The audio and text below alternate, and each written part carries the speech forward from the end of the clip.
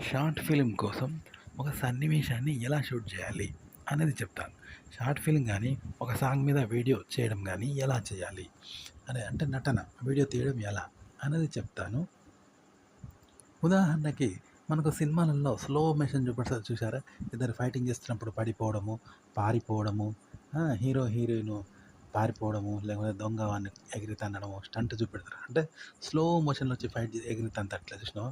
అది ఎలా చేస్తారు అంటే నిజంగా వాడు తన్నేది మనకు స్లో మోషన్లో చూపెడతారు కెమెరాతోటి. హీరో హీరోయిన్ పరిగెత్తేది కూడా స్లో మోషన్లో చూపెడతారు అందంగా ఉండాలని. కానీ నిజంగా చేసిందే కెమెరా ఎఫెక్ట్‌తో స్లోగా చేస్తారనమాట. కానీ వాళ్ళు నిజంగా స్లోగా పోరు. అయితే నేను చెప్పేది ఏందంటే, ఒక ఇద్దరు వ్యక్తులు మనం డాన్స్ చేస్తాం కదా! ఇంట్లో డాన్స్ చేసినప్పుడు పాట మీద నటిస్తాము. డాన్స్ చేస్తాము. లేకపోతే పాట మీద సన్నివేశం ఇలా ఉండాలి, అలా ఉండాలి అని క్రియేట్ చేసి అలాగే నటిస్తూ చేస్తాం కదా! అలాగే చేయాలి. కానీ అలా చేస్తే అది సినిమాటిక్‌గా రాదు. మరి ఎలా వస్తుంది అంటే చెప్పాను కదా! సినిమాల్లో నిజంగా చేసింది మళ్ళీ వాళ్ళేం చేస్తారు స్లో మోషన్‌లో చూపెడతారు చూసినావా కెమెరా ఎఫెక్ట్ తోటి అలా చేయాలి. అంటే స్లోగా చేస్తే ఎలా ఉంటుందో అలా మనం చేయాలి. అంటే ఇప్పుడు ఏఐ లాగా ఏఐ అంటారు చూసినావా ఆర్టిఫిషియల్ ఇంటెలిజెన్స్ అంటే అది మనిషి కాదు. ఎక్కడ మనిషి లేకుండానే సేమ్ మనిషిలాగానే వస్తది చూసినావా?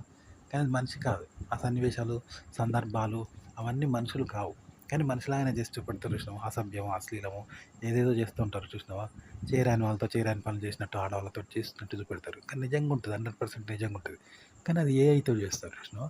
అట్లనే ఇదన్నమాట. మనం ఇప్పుడు నిజంగా చేసినాం కదా! ఫస్ట్ ఒక పాట మీద ఏడ్చినట్టు, బాధపడ్డట్టు, నవ్వినట్టు ఇవన్నీ చేయాలి సన్నివేశాలు. మళ్ళా చేసి వాటిని అదొక స్క్రిప్ట్‌గా వాడుకొని దాన్ని ఎలా చేయాలి అంటే, ఇప్పుడు చెప్పాను కదా! సినిమాలలో స్లోగా పోతారు చూసినావా? ఆ విధంగా మీరు చేస్తూ ఉండాలి. కానీ నిజంగా చేయొద్దు. దాన్నే జస్ట్ ఆర్టిఫిషియల్‌గా చేస్తూ ఉండాలి. ఇలా కన్ను దగ్గర చేతులు ఊపుకుంటూ ఉంటే చూసే వాళ్ళకి ఏడ్చినట్టు కనబడుతది. కళ్ళల్లో నీళ్ళు పెట్టుకుంటే కారుతా ఉంటాయి కదా! మనం నీళ్ళు పోసుకుంటే చూసే వాళ్ళకి ఏడ్చినట్టు కనబడతాయి. కానీ ఇతను నిజంగా ఏడుస్తలేడు చూసినావా? అట్లనమాట భ్రమ కలుగుతది. భ్రమ కలిగించడం చేయాలి. అంటే భ్రమ కలిగేలాగా చేయాలి. నవ్వకుండా నవ్వినట్టు ఇట్లా అంటే నవ్వినట్టు అయితది ఆడ. అట్లా అన్నట్టు. ఏడవకుండా బాధపడ్డ కళ్ళని తుడుచుకుంటే ఏడ్చినట్టు అయితది. ఈ విధంగా మీరు ముందు క్రియేట్ చేసుకున్నదని చెప్పాను కదా! నిజంగా చేసింది అది సన్నివేశం. కానీ ఇలా ఆర్టిఫిషియల్‌గా చేయండి. రియల్‌గా మాత్రం చేయొద్దు. సేమ్ అదే మళ్ళీ ఆర్టిఫిషియల్‌గా చేయండి. అవి ఎలా అయితే కదులుతాయో, అవి ఎలా అయితే నవ్వుతాయో, ఎలా అయితే నడుస్తాయో అలా నడవండి మళ్ళీ. చేస్తే చూసే వాళ్ళకి నిజంగా నడిచినట్టు ఉంటదన్నట్టు. అట్లా అన్నమాట. నడిచినట్టుండి మంచిగా కనబడుతదన్నట్టు. అంటే సినిమాటిక్‌గా కనబడుతది. లేకుంటే రియల్‌గా చేసి దాన్ని రియల్‌గానే చేస్తే, రియల్‌గా క్రియేట్ చేస్తే రియల్ కాదు. సినిమాటిక్‌గా కనబడదు. బయట చేసినట్టే ఉంటది. సినిమా వాళ్ళది ప్రత్యేకంగా ఉంటది చూసినావా? మనకి ఇంట్రెస్ట్‌గా ఉంటది. అంటే మనం ముందు క్రియేట్ చేసుకొని, ఒక డ్రామాలాగా క్రియేట్ చేసుకొని పాటను గానీ, సన్నివేశాలను గానీ చేసుకొని వాటిని ఇలా ఆర్టిఫిషియల్‌గా చేయాలి. అంటే ఇప్పుడు తల దూకున్నామనుకో, నిజంగా దూకుంటాం కదా! దాన్ని నిజంగా దూకోవద్దు. ఇలా ఎంటికలు అంటే ఎలా ఉంటుందో అలా అనాలి. చూపర్లోకి దూకినట్టు అయితది. అట్లా అన్నట్టు. మనం బయట నడుస్తాం కదా! అలా నడిచినట్టు అనుకుండా కాళ్ళని ముందుకు వెనక్కు అనాలి. అప్పుడు నడిచినట్టు అయితది. చూపర్లకు చూసినావా? అట్లా అన్నట్టు. ఇద్దరు కొట్టుకోకుండా వాడు వీడిని, వీడు వాడిని నెట్టేస్తుంటే అమ్మో! వీళ్ళు కొట్టుకుంటున్నారేమో అని అవతలోళ్ళు అనుకుంటారు. కానీ కొట్టుకోవడం కాదు. కొట్టుకున్నప్పుడు ఎలా ఉంటుందో అలా అనుకుంటున్నారు. ఒకళ్ళనొకడు అనుకోవడం. సినిమాలో షూటింగ్ అలా ఉంటది. ఈ విధంగా మీరు డమ్మీగా చేస్తూ ఉండాలన్నమాట. నిజంగా చేసింది స్క్రిప్ట్ ఉంటది కదా! దాన్ని మళ్ళా డమ్మీగా చేస్తే చూపర్లకు సినిమాటిక్‌గా కనబడుతది. గింతే అన్నట్టు. షార్ట్ ఫిల్మ్ ఏ సన్నివేశమైనా ఇలాగే చేయాల్సి ఉంటదన్నమాట. యూట్యూబ్‌కు కంటెంట్ కూడా ఇలాగే చేయాల్సి ఉంటది. యూట్యూబ్ కంటెంట్ కూడా అంతే అనమాట. ఇలాగే చేయాలి. ఎలా అంటే బయట ఇప్పుడు నిజంగా జరిగినట్టు ఉంటాయి కదా! సినిమాల్లో చూసావా? ఎక్కడనో పేపర్‌లో చదివి మనం క్రియేట్ చేస్తాం కదా! మనకు వచ్చిన ఐడియాలు లేదా వేరే వాళ్ళ ఆర్టికల్ చదివి మనం చెప్తాం కదా! ముందు నేచురల్‌గా వేరే వాళ్ళ ఆర్టికల్ చదివి మనం ఇతరులను అనుకరించి ఆ విధంగా చెప్తాం అన్నట్టు. చెప్పిన తర్వాత దాన్ని ఆర్టిఫిషియల్‌గా చెప్పాలి మళ్ళీ. నిజంగా చెప్పొద్దంట. ఆర్టిఫిషియల్‌గా. అంటే చెప్పినట్టు నటించడం అనమాట. ఇప్పుడు టీవీ వాళ్ళున్నారు. ఆడ స్క్రోలింగ్ అయితంటే చదువుతే తప్ప నిజంగా చెప్తారా? కానీ మనకు వాళ్ళు నిజంగా చెప్పినట్టు అనిపిస్తది. కానీ ఆడ జరిగే స్క్రోలింగ్ అయితంటే ఆ వార్తలు చదువుతారనమాట. అట్లా అన్నమాట. నిజంగా చెప్పకండి. మీరు ముందు ఆడ జరిగిన విషయాన్ని తయారు చేసుకొని మళ్ళీ దాన్ని డమ్మీగా రాసుకోండనమాట. ఆ! అంటే నిజంగా రాయొద్దు. డమ్మీగా రాయాలనమాట. రాసి దాన్ని డమ్మీగా చెప్పండి. అలాగే వేరే వాళ్ళ వీడియోనో, వేరే వాళ్ళ ఆర్టికల్స్‌నో డమ్మీగా తీసుకోండి. తీసుకొని దాన్ని మళ్ళా డమ్మీగానే చెప్పండి. రియల్‌గా మాత్రం ఎక్కడ చెప్పొద్దు. రియల్‌గా చెప్పకపోతే వినేవాళ్ళు ఫేక్ అనుకుంటారు. నేను కూడా ఫేక్ చెప్పినట్టు అయితది. నాకు వ్యూస్ రారు, సబ్స్క్రైబర్స్ రారు. నేను తప్పు చెప్తున్నా, జనాలను తప్పుదోవ పట్టిస్తున్నా, నన్ను తప్పుపడతారు. ఉన్న సబ్స్క్రైబర్స్ వెళ్ళిపోతారు. నేను మోసగాడిని అయితాను జనం దృష్టిలో. నేను నిజమైన క్రియేటర్‌ని కావాలి అనుకోకండి. ఎవరైనా ఇలాగే చెప్తారు. ఇది చెప్పే విధానం. ఇలా చెప్తేనే వాళ్ళకు సరిగ్గా అర్థమవుతుంది. సరిగ్గా తెలుస్తుంది. అంతేగాని మీరు కావాలని ఒక ఆర్టికల్‌ను రాసుకొని కావాలని చెప్తే రాదనమాట. విన్నావా? దానికో టెక్నిక్ ఇదనమాట. ఆర్టిఫిషియల్‌గా చెప్పాలి, ఆర్టిఫిషియల్‌గా రాసుకోవాలి, ఆర్టిఫిషియల్‌గా చదవాలి. ఆ విధంగా చదివి చెప్పాలి. కానీ నిజంగా చదివి నిజంగా స్క్రిప్ట్ రాసుకొని నిజంగా చెప్తే వినే వాళ్ళకు ఇంట్రెస్ట్‌గా ఉండదు. బోర్ ఫీలింగ్ వస్తది. మీకు బోరింగ్ ఫీలింగ్ వస్తది. ఇప్పుడు కావాలనే చెప్పినట్టు ఉంటది. ఇప్పుడు జెన్యూన్‌గా చెప్పాలి. ఇప్పుడు ఫ్రాంక్ ఉన్నది. ఫ్రాంక్ వీడియోలు ఎట్లా చేస్తారు? వాళ్ళు కావాలని చేస్తారా? స్క్రిప్ట్ ప్రకారం చేస్తారా? ఎవరైనా ఫ్రాంక్ వీడియోలు కొందరు దొంగలు స్క్రిప్ట్ ప్రకారం చేస్తారు. చేస్తే ఫేక్ ఫ్రాంక్ రా అని తిడతాం కదా! అదే నిజమైన ఫ్రాంక్ అంటే ఎట్లుంటది? మనం ఎదుటి వ్యక్తిని ఫ్రాంక్ చేస్తూ ఉంటాం. కానీ వాళ్ళకి తెలవదు ఇది ఫ్రాంక్ అని. "ఏ నా దగ్గర 10,000 తీసుకున్నావు ఇయ్యి" అని ఒక అపరిచిత వ్యక్తిని అడుగుతా ఉంటారు. లేకుంటే ఆడవాళ్ళని లవ్ చేస్తున్నా అని వేధిస్తుంటే వాళ్ళు నిజమే అనుకోని "ఏయ్ ఏంటి" అని రియాక్ట్ అయితుంటే మనకు వినోదంగా ఉంటది కదా!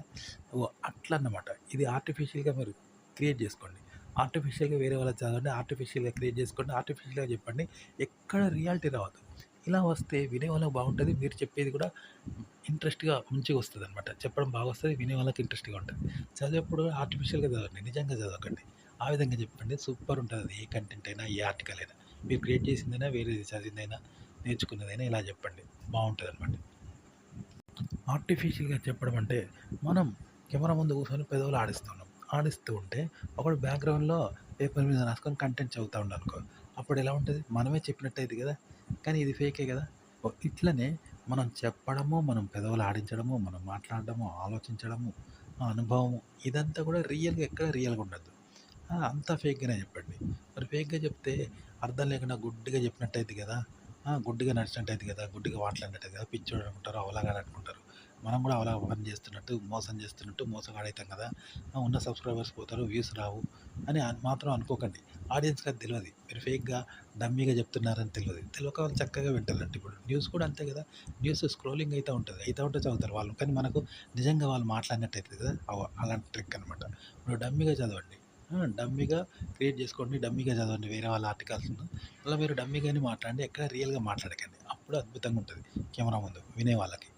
మీరు చెప్పడం కూడా అద్భుతంగా వస్తది. మీకు తెలియకుండా బయటకొస్తుందది. వినేవాళ్ళకి బావుంటుందనమాట. గుర్తుపెట్టుకోండి. ఉదాహరణకి సినిమా షూటింగ్స్ ఉంటాయి. ఒక అమ్మాయిని రేపిస్టులు వెంబడబడుతూ ఉంటే పారిపోతుంటది స్కూటర్ మీద. వెనక్కి చూస్తూ భయపడుతూ గజగజ వణుకుతూ స్కూటర్ నడిపిస్తూ ఉంటుంది స్పీడ్‌గా. అది సాధ్యమా? బయట చేస్తే కింద పడిపోతారు. ఆమె వెనక్కి చూసుకుంటూ భయపడుతూ పోతే. కాబట్టి ఆ స్కూటర్‌ను ఒక ట్రాలీ మీద కట్టి, బండి మీద కట్టి, ఆ ట్రాలీని నూకుతా ఉంటారు. మెల్లగా నూకుతా ఉంటే ఆమె స్కూటర్ మీద పోయినట్టు సినిమాలో కనబడుతది. ఆ ట్రాలీని కనిపించనీయరు. కేవలం ఆ ట్రాలీని నూకుతా ఉంటే ఆమె ముందుకు పోయినట్టు అనుకుంటదంట. ఆమెకేమో డ్రైవింగ్ చేసినట్టు ఇట్లా ఇట్లా అంటంట స్కూటర్‌ని భయపడుతూ, భయపడుతూ.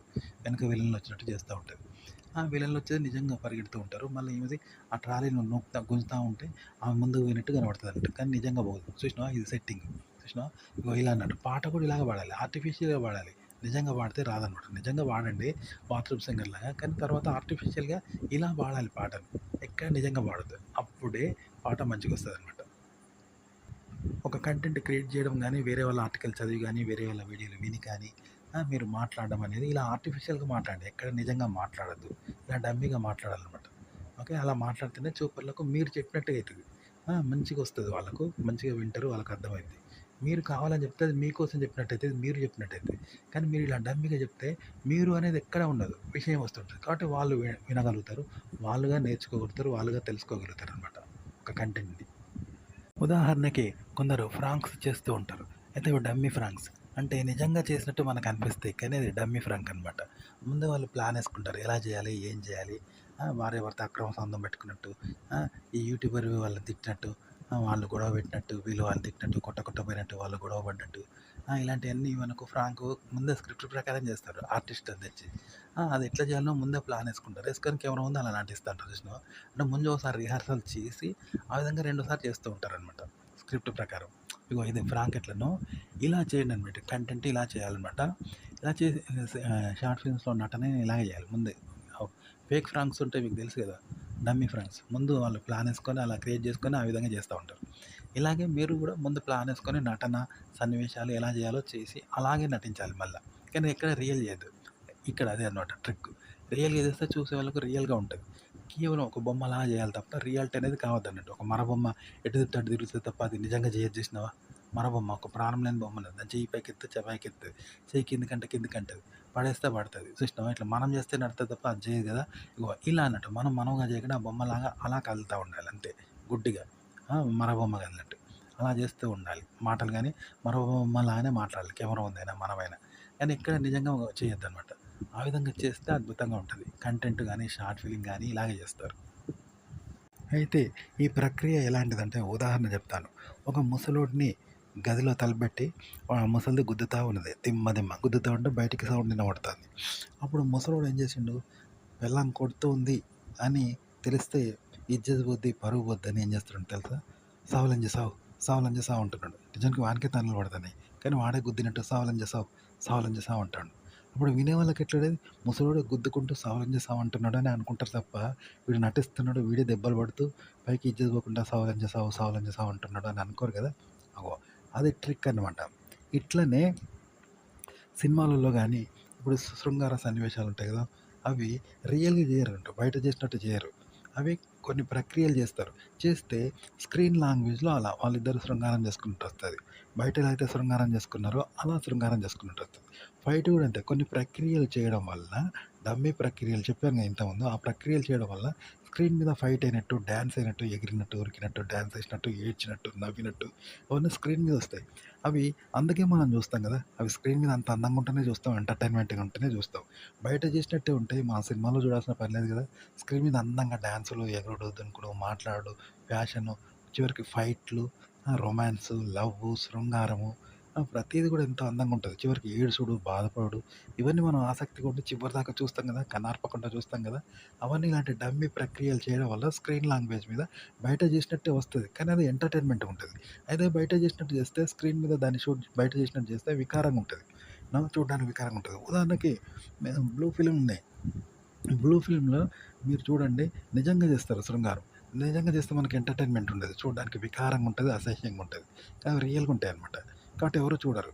మరి అదే సినిమాల్లో శృంగారం ఎట్లుంటది? సినిమాల్లో డమ్మీగా చేస్తారు. ఇలా చేయడం వల్ల స్క్రీన్ లాంగ్వేజ్‌లో అందంగా వస్తది శృంగారం చేసుకున్నట్టు. అదొక ప్రక్రియ అంట. ఇప్పటిదాకా చెప్పాను కదా! ముసలిది కొడతాంటే ముసలోడు సావులంజ సావు, సావులంజ సావు అంటే ముసలోడే ఆ దెబ్బలు కొడుతున్నాడు అందుకే సప్పున పడుతుందని అనుకుంటారు కదా సూపర్‌లు. అలా కొన్ని ప్రక్రియలు చేయడం వల్ల షూటింగ్‌లో చేయడం వల్ల ఏమైద్దంటే స్క్రీన్ మీద అందంగా వస్తదంట. బయట చేసినట్టే స్క్రీన్ మీద వస్తది. అది స్క్రీన్ లాంగ్వేజ్ అనమాట. అప్పుడు చూపర్లకు ఎంటర్‌టైన్‌మెంట్‌గా ఉంటది. అందంగా ఉంటది. మ్యాజికల్‌గా ఉంటది. శృంగారమైన, ఫైట్ అయినా, డాన్స్ అయినా, మాటలైనా, ఏడుపైనా, డైలాగ్ అయినా. ఇగో కంటెంట్ కూడా ఇలాగే చెప్పాలంట. చెప్పాను కదా! మీకు కంటెంట్ ఎలా చెప్పాలి, ఎలా చదవాలి, ఎలా క్రియేట్ చేయాలి, దాన్ని కెమెరా ముందు ఎలా మాట్లాడాలి డమ్మీగా, ఆ విధంగా చెప్పండి. అయితే ఈ ప్రక్రియ ఎలా ఉంటుందంటే, ఉదాహరణకి ఒక వస్తువు తింటున్నాం. ఒక చాక్లెట్ గానీ, స్వీట్ గానీ. అది చప్పరించడానికి గాదు, రుచి చూడడానికి గాదు, నమలడానికి గాదు, మింగడానికి గాదు. అలాంటప్పుడు ఎందుకు తింటున్నాం? అది అలాంటప్పుడు ఎందుకు తింటున్నాం? ఆలోచించు. అది కేవలం నటన మాత్రమే కదా! కేవలం ఊరికేనే చేస్తున్నాం. డమ్మీగా తింటున్నాం అంతే. తప్ప. అంతే గదా! అంటే తినడానికి గాదు, నమలడానికి గాదు, చప్పరించడానికి గాదు, రుచి చూడడానికి గాదు, మింగడానికి గాదు. ఏది చేయటం లేదు. అలాంటప్పుడు ఆ వస్తువును తియ్యటి వస్తువు నోట్లో ఎందుకేసుకున్నావు? కేవలం ఉట్టిగానే నటిస్తున్నావు గదా! అలాంటిదనమాట. ఇంకొక రకంగా చెప్పాలంటే కళ్ళున్నాయి. కళ్ళున్నది చూడడానికే. కానీ కళ్ళు మూసుకొని ఒక వ్యక్తి జీవిస్తుండంటే కళ్ళని యూజ్‌లెస్ చేసుకున్నట్టే గదా! అలాంటి ఇప్పుడు డమ్మీగా చేయడం అంటే అలాంటిదనమాట. ఇలా చేస్తే స్క్రీన్ లాంగ్వేజ్ అనమాట. ఇలా చేస్తే స్క్రీన్ మీద బయట శృంగారం చేస్తున్నట్టో, బయట ఫైటింగ్ చేస్తున్నట్టో, బయట నవ్వినట్టో, రొమాన్స్ చేస్తున్నట్టో అది స్క్రీన్ మీద ఏమంటారు సినిమాటిక్ స్టైల్‌లో వస్తదనమాట. అదనమాట సినిమా తీసే విధానము. షార్ట్ ఫిల్మ్ తీసే విధానము. అలాగే కంటెంట్ తయారు చేసే విధానం ఇదనమాట.